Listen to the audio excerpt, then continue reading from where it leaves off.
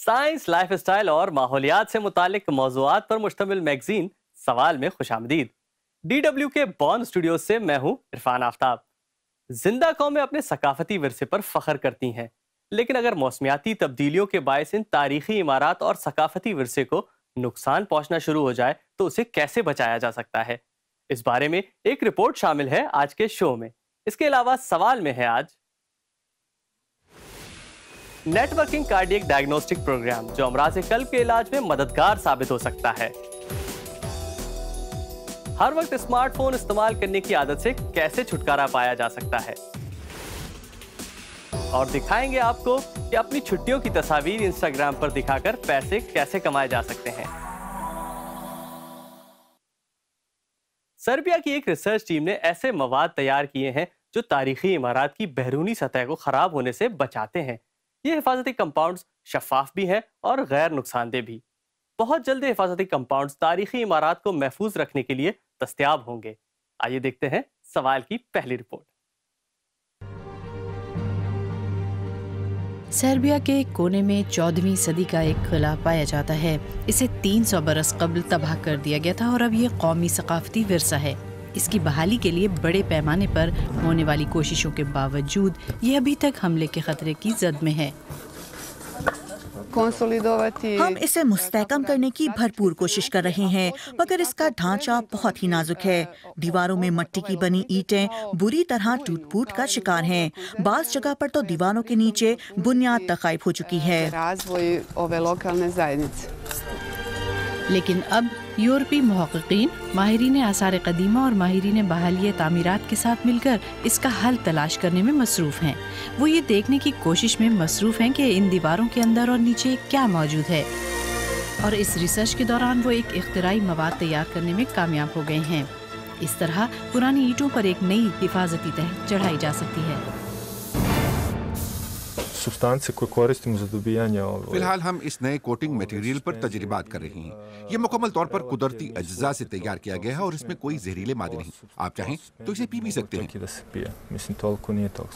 اس تحقیق کا مقصد ایسی ماحول دوست مصنوعات کی تیاری ہے جو تاریخی اہمیت کی حامل عمارات کو زنگ، پانی، کیمیائی اجزاء اور دیگر موسمیاتی تبدیلیوں کے باعث پہنچنے والے نقصانات سے بچا سکیں۔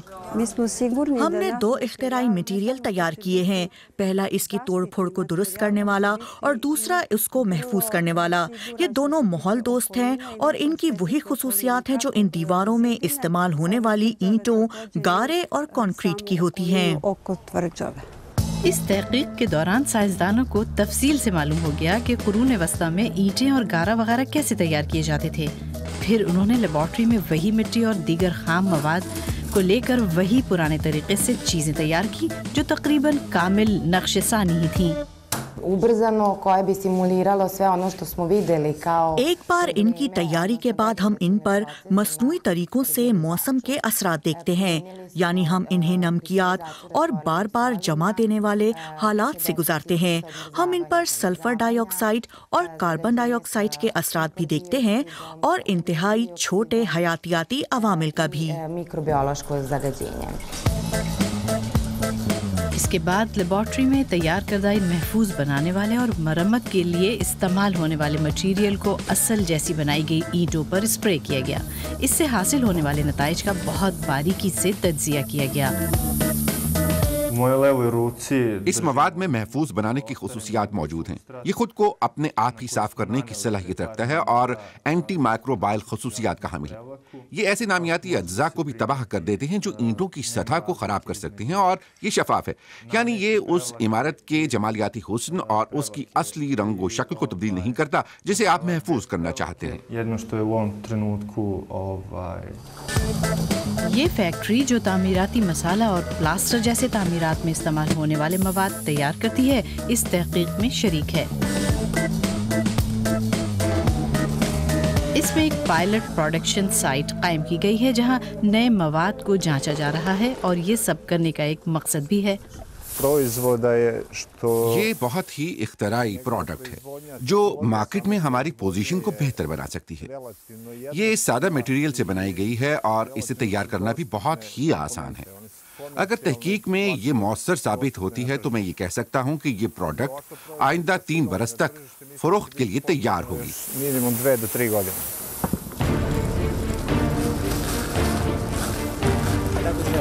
اور محققین کے مطابق یہ بہت اچھی خبر ہے، صرف انہی اینٹوں کو محفوظ بنانے کے لیے نہیں بلکہ یورپ بھر میں موجود ہزاروں دیگر تاریخی ورثوں کے لیے بھی۔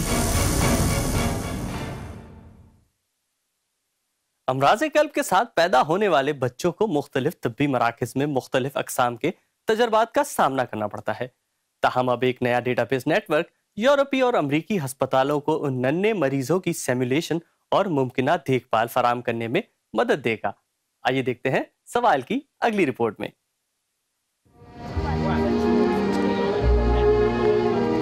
اطالوی دارالحکومت روم کے قریب الصبح پہاڑی علاقے میں چہل قدمی کرنے والے اس خاندان کا تعلق روم سے نہیں ہے، اور نہ ہی یہ افراد 170 کلومیٹر کا سفر طے کر کر شہر روم کی سیر کرنے کے لیے آئے ہیں۔ یہاں ان کی آمد کا مقصد بہت اہم ہے۔ ہمارے بیٹے جوردانو کو دل کی ایک ایسی بیماری ہے جس میں دل کی بڑی شریان پر ورم آ جاتا ہے اور وہ بڑھ جاتی ہے۔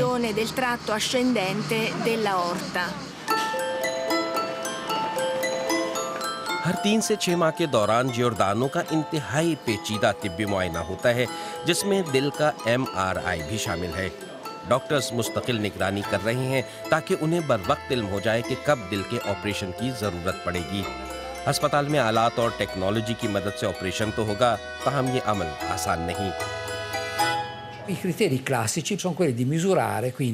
دل کے آپریشن کا دار و مدار اس امر پر ہے کہ اورٹا کی ساخت اور اس کے بڑھنے کی رفتار کتنی ہے۔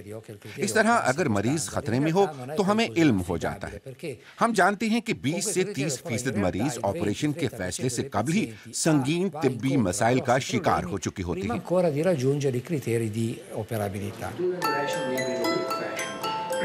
اس طرح یورپی محققین نے ایک انتہائی جدید کمپیوٹر پروگرام ترتیب دیا ہے۔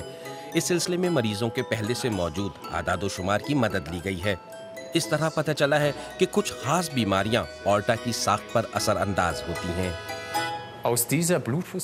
اہم بات یہ ہے کہ خون کی اس سیمولیشن کے ذریعے ہم اورٹا کے اندر کے فشار خون اور اس سے متعلق دیگر معلومات حاصل کر سکتے ہیں۔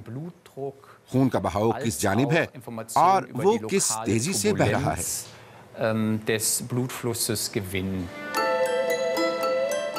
یہ تمام نجی کوائف ایک کارآمد معلومات کے طور پر بچوں کے ماہر ڈاکٹروں تک پہنچ جاتی ہے۔ اس طرح جوردانو اور دیگر ہزاروں کم عمروں کی بہتر طریقے سے مدد ہو سکتی ہے۔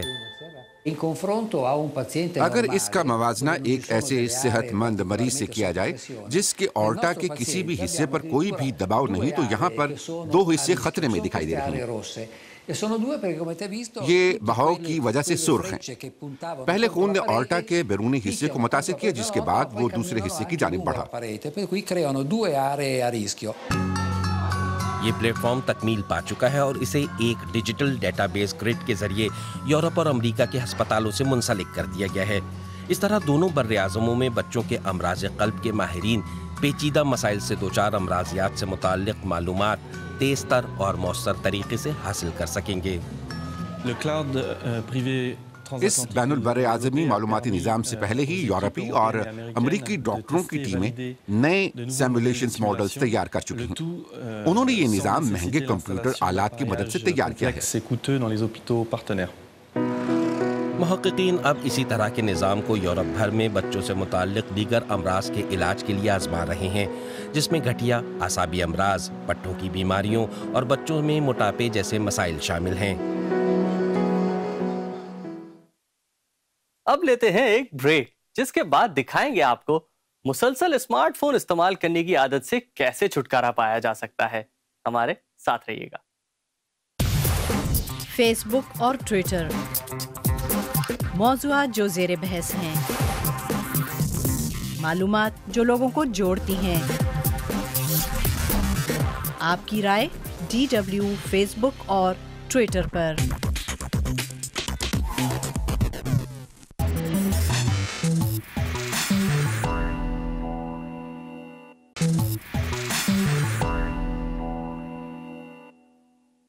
بریک کے بعد سوال میں ایک مرتبہ پھر خوش آمدید. ہر وقت ہاتھ میں موبائل فون اور سر جھکا ہوا.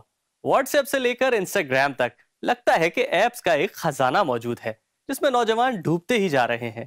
اگر یہ سلسلہ ایسے ہی چلا تو اگلے 5 برسوں میں صورتحال کیسی ہوگی؟ اگر ایرک کے اختیار میں ہو تو وہ صرف ایک ہی کام کرے، یعنی 24 گھنٹے کمپیوٹر پر ویڈیو گیم کھیلے، انٹرنیٹ پر سرفنگ کرے اور آن لائن موجود رہے. گزشتہ کئی برسوں سے اس کی زندگی اسمارٹ فون اور کمپیوٹر کے سامنے گزر رہی تھی. میرا ریکارڈ ہے 20 گھنٹوں تک بغیر کسی وقفے کے کمپیوٹر کے آگے بیٹھے رہنے کا. ہاں، صرف بیت الخلاء جانے کے لیے وقفہ کیا، مگر کھانا میں نے کمپیوٹر کے سامنے بیٹھ کر ہی کھایا. صبح کسی وقت شروع کیا اور رات دیر تک بیٹھے رہا، اور اگلے دن صبح بھی ہو گئی. حقیقی طور پر سماجی رابطے بڑھانے کی جگہ یعنی اسکول کو اس نے خیر بات کہہ دیا تھا، جبکہ اس کے پاس کسی بھی طرح کی کسی اور سرگرمی کے لیے وقت ہی نہیں تھا. پھر مجھے احساس ہوا کہ مجھے مدد چاہیے، مجھے تبدیل ہونا پڑے گا، اور اگر ایسا نہ کیا تو میں تباہ و برباد ہو جاؤں گا. ابتدا میں ایرک نے خود کوشش کی. اس نے اپنے کمپیوٹر کو ایک تہخانے کے ایک کمرے میں بند کر دیا. یہ کی بورڈ ہے، یہ ٹیبلٹ اور مانیٹر یہ رہا. تاہم اسے احساس ہوا کہ تنہا اس عادت سے چھٹکارا نہیں پایا جا سکتا. اس نے ایک مشاوراتی مرکز سے رابطہ کیا. گھر میں والدہ کی وجہ سے مجھے شدید مسائل کا سامنا تھا. میں نے تقریباً 15 سال کی عمر میں ہی گھر چھوڑ دیا. اسکول میں مجھے بہت تنگ کیا جاتا تھا، چھیڑا جاتا تھا. میرے لیے یہ صورتحال بہت ہی پریشان کن تھی. پھر گھر واپس آ کر میں کمپیوٹر پر گیمز کھیلتا تھا. اس طرح مجھے منفی سوچ سے چھٹکارا مل جاتا تھا. رفتہ رفتہ یہ عادت بن گئی.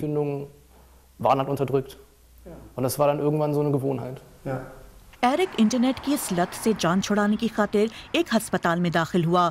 2 ماہ تک زیر علاج رہنے کے دوران اس کی گروپ تھراپی ہوئی، جبکہ تنہائی میں اس سے بات چیت بھی کی گئی. اب وہ بہتر محسوس کر رہا ہے. ابھی تک میں عجیب سا محسوس کر رہا ہوں. مجھے لگ رہا ہے کہ میں پہلے کے مقابلے میں بہت بدل گیا ہوں. تاہم اب بھی مجھے ایسا لگتا ہے کہ جیسے مجھ پر اندرونی طور پر کوئی دباؤ ہے. اس دوران اب ایرک سائبر دنیا سے باہر رہتے ہوئے کچھ وقت اپنے اوپر بھی صرف کرتا ہے. وہ کمپیوٹر کے سامنے بیٹھنے کے بجائے فٹنس اور دیگر سرگرمیوں میں حصہ لیتا ہے. وہ کامکس بناتا ہے اور اپنے جذبات و احساسات پر کام کرتا ہے. بہرحال اسمارٹ فون، ٹیبلٹ اور کمپیوٹر کے بغیر اس کی زندگی آسان نہیں ہے. ایرک کے بقول یہ تمام چیزیں اگر اس کے سامنے موجود ہوں تو یہ اسے اپنی جانب کھینچتی ہیں. اب لیتے ہیں ایک اور بریک، جس کے بعد بتائیں گے آپ کو چھٹیوں کے دوران خوبصورت مقامات اور دلچسپ لمحات کی تصاویر کو انسٹاگرام پر شیئر کر کے پیسے کیسے کمائے جا سکتے ہیں. تو ہمارے ساتھ رہیے گا. یہ DW اردو کی ویب سائٹ ہے. آزاد صحافت، خبریں، پس منظر، تجزیے اور تبصرے، جرمنی، یورپ اور دنیا بھر سے. dw.com/urdu.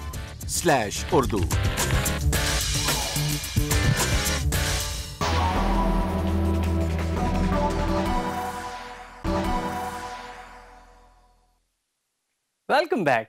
انسٹاگرام پر تصاویر اپلوڈ کرنے والوں کی کوشش ہوتی ہے کہ ان کی تصویر کو زیادہ سے زیادہ لائک کیا جائے. انسٹاگرام دنیا کے نقطہ نظر کو تبدیل کر رہا ہے اور دنیا خود کو بھی انسٹاگرام کے لیے تبدیل کر رہی ہے. اب ریستوراں بھی ایسے ڈیزائن کیے جاتے ہیں جہاں بیٹھ کر لی جانے والی تصاویر غیر معمولی نظر آئیں. ہر سیاح سین فرانسسکو کے سیاحتی مقامات کی تصاویر بنانا چاہتا ہے، لیکن صرف سادہ سنیپ شاٹ کافی نہیں. جو انسٹاگرام پر تصاویر اپلوڈ کرتا ہے وہ زیادہ سے زیادہ لائکس چاہتا ہے. ٹریول بلاگر کرسٹینا ٹرین کے مطابق لائکس کے لیے تصاویر بہترین ہونا چاہیے. یہ ایک عرصے سے تصاویر خود موبائل سے بنانے کی بجائے ایک پروفیشنل فوٹوگرافر سے بنواتی ہیں. ٹرین کی تصاویر پیشہ ور ادارے بھی استعمال کرتے ہیں. کئی ٹور آپریٹرز اسے اپنی چھٹیوں کی تصاویر انسٹاگرام پر دکھانے کے لیے ادائیگی بھی کرتے ہیں. کئی انسٹاگرامر تو ایک تصویر کے ہی $2,000 یا $3,000 لیتے ہیں، لیکن کئی ایک صرف چند $100 پر ہی اکتفا کر لیتے ہیں. مختلف انسٹاگرامر کے ریٹس مختلف ہیں، لیکن ماہانہ چند $1,000 کمائے جا سکتے ہیں. یہاں سے اشتہاری مشینری کو کنٹرول کیا جاتا ہے. सैन फ्रांसिस्को से सिर्फ 30 मिनट दूर मेंलो पार्क में इंस्टाग्राम हेडक्वार्टर वाक़ है। सन 2012 में ये इदारा फेसबुक ने 760 मिलियन यूरो में खरीद लिया था। 800 मिलियन सारिफिन की मदद के लिए यहाँ तकरीबन 500 अफराद मुलाजिमत करते हैं।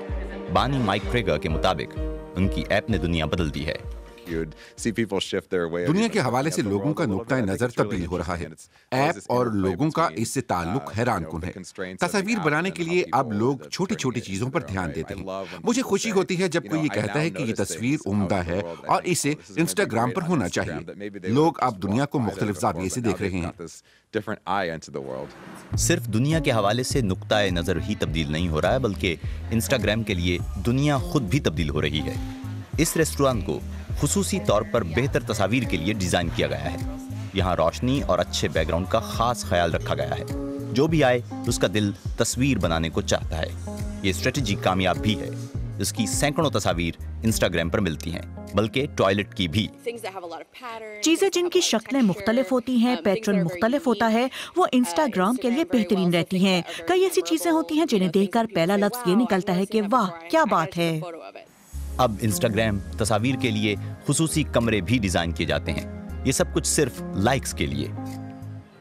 सैन फ्रांसिस्को में फाइन आर्ट्स म्यूजियम के डायरेक्टर मैक्स होलिन के मुताबिक मनफी चीजों के लिए इंस्टाग्राम पर कोई जगह नहीं। यहाँ जिंदगी के तारीक पहलुओं को फिल्टर कर दिया जाता है। बुनियादी तौर पर तो लाइक्स हासिल करने का नजरिया फेसबुक का था। मेरे ख्याल से अब ये नजरिया ज़वाल पजीर हो रहा है। ये एक जवाबी तस्दीक का तरीकाकार है। अगर इस लिहाज से देखा जाए तो ये अमरीकी कल्चर का हिस्सा है, जहाँ हर कोई हर किसी को कहता है ये बेहतरीन है। इंस्टाग्राम को नफरत अंगेज कमेंट्स और फेक न्यूज से पाक बनाने की कोशिश की जा रही है, लेकिन इसमें तवाज़ुन कैसे कायम होगा कि क्या इश्तिहार है और क्या हकीकत। तो कहिए कैसा लगा आपको आज का शो? हमें अपनी राय से जरूर आगाह कीजिए #सवाल के साथ हमारे फेसबुक पेज और ट्विटर अकाउंट पर। सवाल में शामिल रिपोर्ट्स देखने के लिए विजिट कर सकते हैं आप सवाल का खुसूसी पेज हमारी वेबसाइट tw.com/urdu पर। आइंदा हफ्ते फिर मिलेंगे आपसे साइंस की दुनिया से मजीद हैरत अंगेज इजादात और लाइफ स्टाइल से मुतालिक